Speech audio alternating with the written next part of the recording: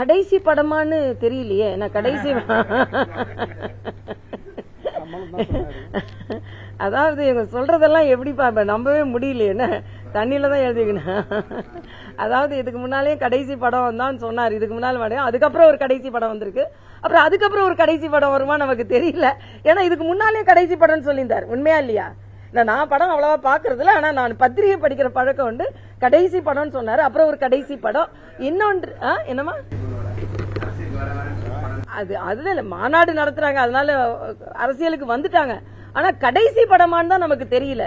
மாநாடுக்கு முந்தின கடைசி படம், மாநாடுக்கு அதுக்கப்புறம் உள்ள கடைசி படம், இல்லைன்னா தேர்தலுக்கு முந்தின கடைசி படம் அப்படின்னு கடைசி எத்தனை கடைசி நமக்கு தெரியாது. அவங்க பாண்டிச்சேரியில் இருந்ததுனால அவரோட தண்ணியில் எழுதணும்னு சொல்கிறாங்க போல் இருக்கு.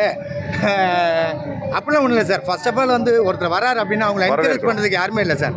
ஒருத்தர் வரவேற்கணும்.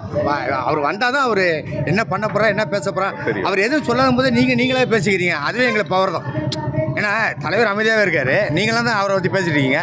அப்போ யார் டெவலப் ஆகிட்டு இருக்கா? தலைவர் தான் டெவலப் ஆகிட்டு இருக்காரு. நிச்சயமாக 27க்கு அப்புறம் தெரியும், அவங்களுக்கான பதில் எல்லாருக்குமே தெரியும். இந்த அரசியல்வாதிகள்லாம் பேசுறதை எந்த அளவுக்கு நம்ப முடியும்னு எனக்கு தெரியல. அதனால விஜய் வரட்டும், பார்க்கட்டும் வேணும்.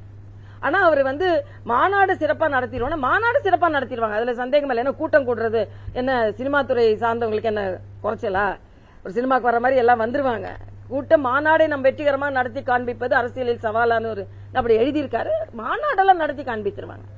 கட்சி நடத்துறதுதான் என்னமே எப்படின்னு அதான் சொல்றேன் சார். ஒரே வார்த்தை, 27க்கு அப்புறம் அக்கா பேச சொல்லுங்க, பார்த்துட்டு பேச சொல்லுங்க. ராணுவ கட்டுப்பாட்டோட வரணும் ராணுவ அதான் யாரும் இது டிசிப்ளினோட வரணும்னு சொல்லிட்டு இது வரைக்கும் எந்த மாநாடு அந்த மாதிரி நடத்திருக்கு. முதல் மாநாடு இந்த மாதிரி நடக்குது. அதுக்கே பெரிய வரவேற்பு கொடுக்கணும் நம்ம. ஏன்னா வந்துட்டு அவர் இப்போ ஒரே ஒரு விஷயம் என்னென்னா, கட்சி ஒரு பக்கம் இருந்தாலும் நம்ம எல்லாம் ஒர்க் பண்ணுறது ஒரே ஒரு முகத்துக்காக தான், அது தலைவருக்காக தான். ஓகேவா? இன்க்ளூடிங் எனக்கு இவ்வளோ நடிகரில் எனக்கு கூப்பிட்டு அந்த வாய்ப்பு கிடச்சிருக்குன்னா எனக்கு பெரிய லக்கு தான். அது போன வாரம் கிடச்சி, இந்த வாரம் அவருடைய பூஜையில் கலந்துக்கிறேன். இதே பெரிய விஷயம். அதுக்கு அண்ணனுக்கு தான் தேங்க்ஸ் சொல்லணும். ரொம்ப சந்தோஷமாக இருக்குது. அதே மாதிரி தலைமைக்கும் தலைவருக்கும் எந்த விதத்திலும் கட்சி தொண்டர்களும் சரி, குறிப்பாக பாலாஜியும் சரி, எந்த விதமான கலங்கத்தை ஏற்படுத்த மாட்டோம். அவர் கொடுத்த ஒர்க்கை சிறப்பாக செய்வேன், கண்டிப்பாக செய்வேன்.